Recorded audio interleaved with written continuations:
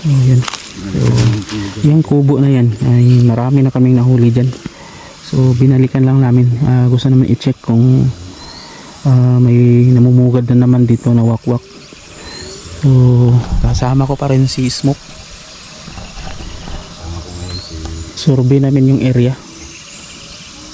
So check natin bro kung mayroon na naman. Kasi marami-rami din tayong nahuli dito. Kaya nga bro. Pero kahit araw bro, kahit maliwanag, huwag lang tayong magkumpiyansa. Oo. Ang ingay ng paligid bro, yung mga kulisap, yung mga gangis nagsi-anuhan. So maingay talaga yung mga kulisap, ang iingay. So tanaw na tanaw dito yung mga kabundukan mga ka-explore. Ang ganda ng tanawin dito.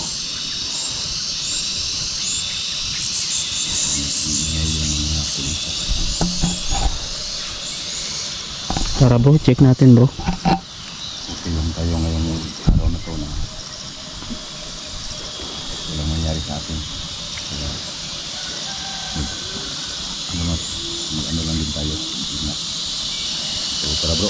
Yung ikaw na mauna bro. So dahan-dahan lang bro ha, baka ang ingay talaga ng mga gangis bro. Dun sa ibabaw. Napakaingay. Ano yun? Ano talaga yun? Season ng mga gangis. Tahimikin natin bro. Tatahimik yan mamaya. Ganun talaga sila. Yan o, Ayan, tumahimik. tumahimik na. Pero mag-iingay na naman yan. Babalik din yan. Yung ibang grupo din sa kabila. Mga gangis.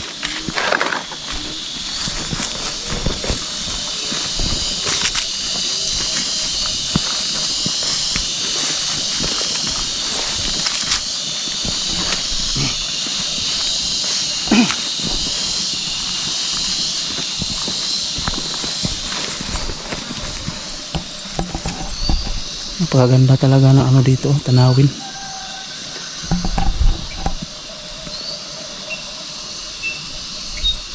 Rinig na rinig pa yung mga boses ng alimokon. So, sayang naman tong lugar na to kung pamumugaran lang ng wakwak. Mas mabuti talaga mahuli yung mga wakwak para itong lupa na to ay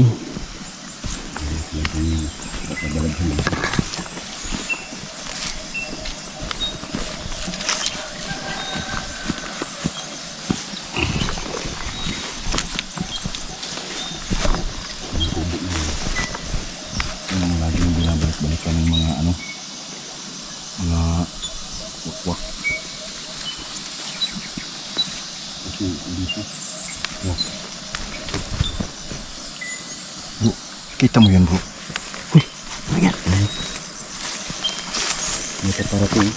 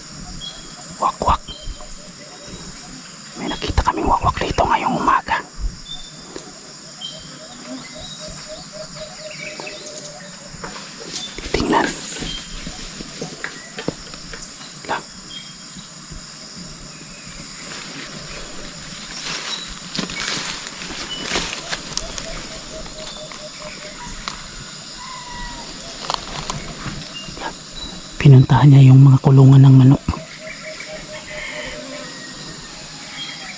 Binuksan niya yung pintuan. Parang naghahanap siya ng manok.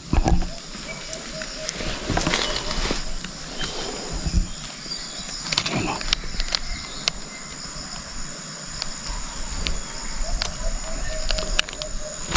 Naghahanap siya ng manok.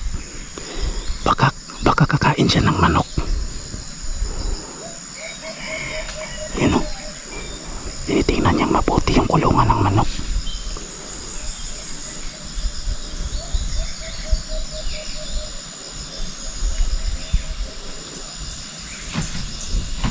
Wala siyang makukuhang manok dyan dahil walang manok dyan. Ayun. Inaalog-alog pa niya yung kulungan.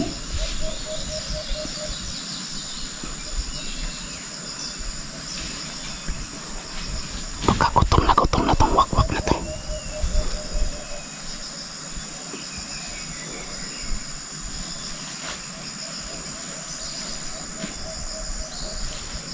Obserbahan.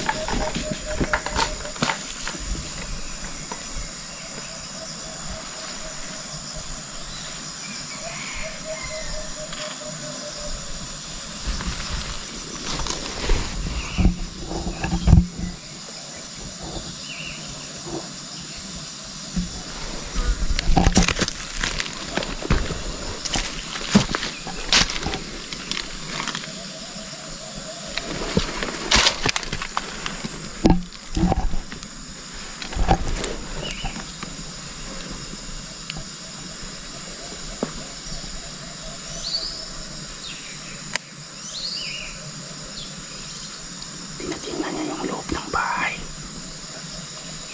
Siguro baka iniisip niya na may tao sa loob. Baka gusto niyang biktimahin.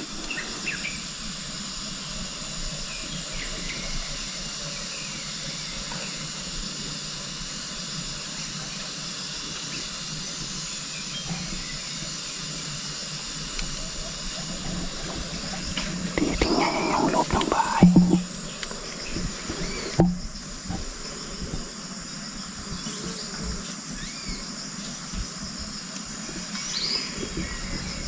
Binalikan na naman yung kulungan ng manok.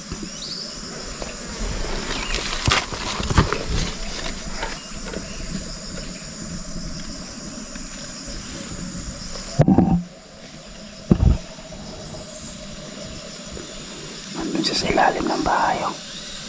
Sinisilip niya yung butas. Baka iniisip niya na may tao sa loob. Gusto niya sigurong biktimahin.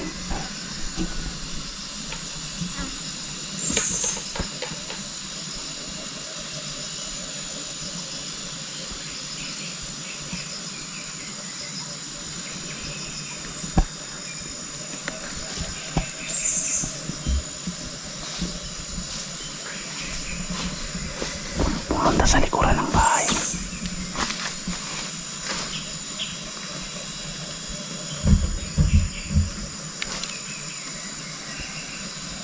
Ingat ka dyan bro, baka makita ka.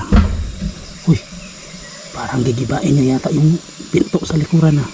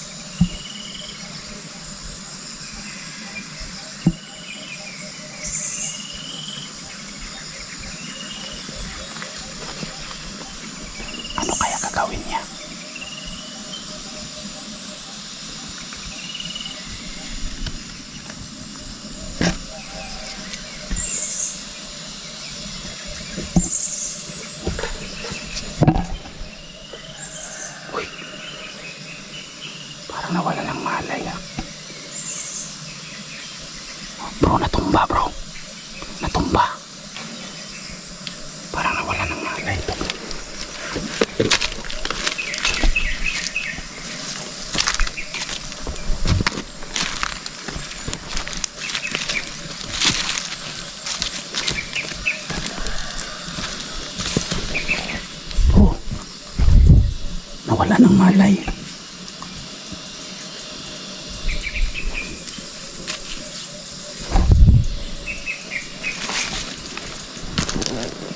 Bro, baka gutom na gutom to bro. Kaya nawala ng malay. Napansin ko nga, parang naghanap ng pagkain bro. Ano? Nalugog niya yung kulungan ng manok. Wala namang manok nakatira dyan. Dahil wala nang nakatira dito. Sinilip pa yan yung bahay. Baka may tao. Wala namang tao dito. Parang ano, Nawalan siya ng malay. hindi siguro siya na ano, hindi siguro siya nakakita ng mabibiktima niya kagabi. Baka gutom na gutom siya. Ano? Nawalan siya ng malay bro. Tingnan mo naman yung ano. Haba ng buhok. Ganito pala yung wakwak nangyayari sa ko kapag araw no. Ano bro, baka Naghahanap ng makakain. kusa lang siyang magbangon. I-ano natin, manmanan muna natin. Hayaan lang natin. Kailangan natin malaman kung ano ba talaga yung ginagawa nila sa araw at gabi. Magtago muna tayo para hindi niya mapansin na andito tayo. Oo. Bibidyohan lang natin siya kung anong mangyayari sa kanya. Mga idol, no? Kasi curious oh. May motorsiklo bro. Dun sa kabilang bundok. Baka ano yan bro, baka mga magsasaka yan ba? Alam naman natin na may mga magsasaka talagang pumupunta dito. Sa likod ng bundok, may nadinig kaming busis na motor. Paano yun ginagawa nung paangat ang motor sa bundok? Oh, ayan bro. Tingnan natin ba anong mangyayari sa kanya bro. Magtago muna tayo, tapos mananatin siya kung ano ang gagawin niya.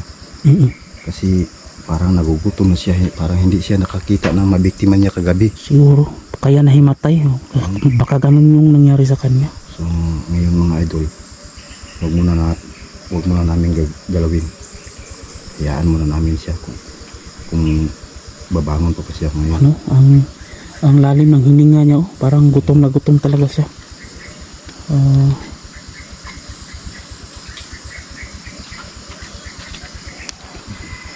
Kinagat pa si smoke ng langgam.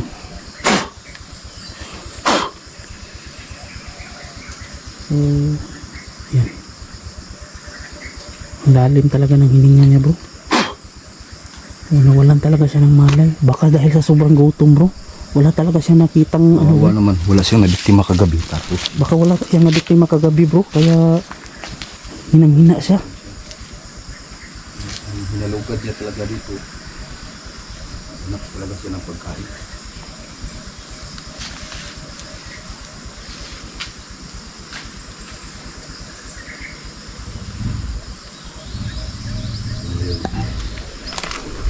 Obserbahan lang talaga natin bro anong mangyayari sa kanya.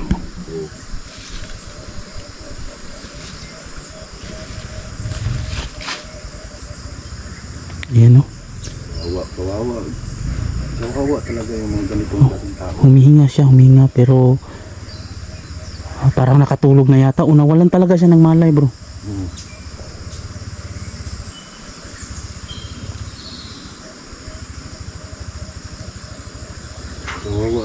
Baka ano bro no, baka normal lang to na nangyayari sa kanila kapag naabutan sila ng umaga siguro. Baka ganito talaga nangyayari sa kanila. Ano, baka ano, bigla silang mahimatay pag hindi sila makahuli ng mabibiktima nila. Siguro. Tapos Kasi umaga na kasi ngayon. Oh, yun yung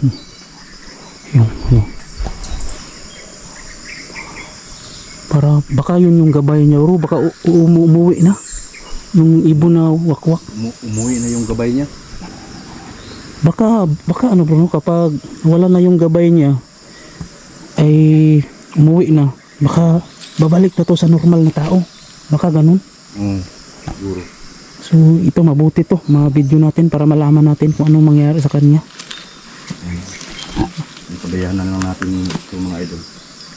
Kasi mahaba yung buhok niya, tapos nahimatay siya. May dalat na namang itak. Tago lang muna kami Sige, sige. para Uy, la. Gumalaw yung kamay, bro. gumalaw yung kamay. Oo. Uy, Yan. bro. Atas muna, bro. Baka... Atas muna. Tago muna, tago.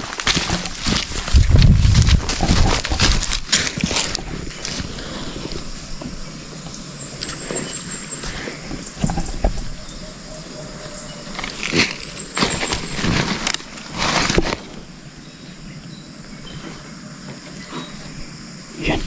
Gumising na siya. Ano kaya? Uy.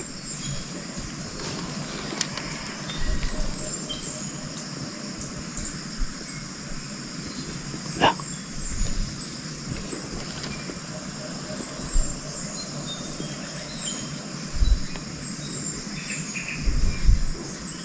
Gumising na siya.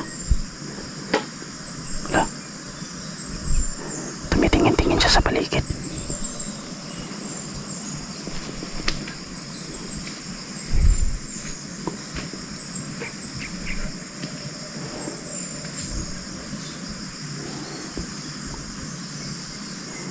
Uy.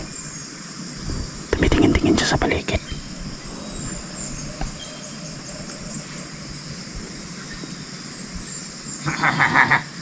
Nakakita. Na. Sabi niya wala daw nakakita. Hindi niya alam nakita namin siya.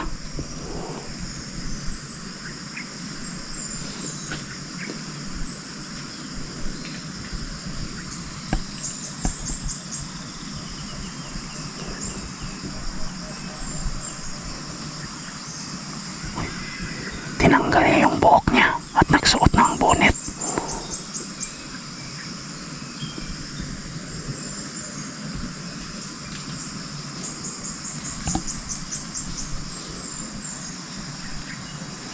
Pumunta rin sa likuran ng bahay, parang meron siyang hinahanap.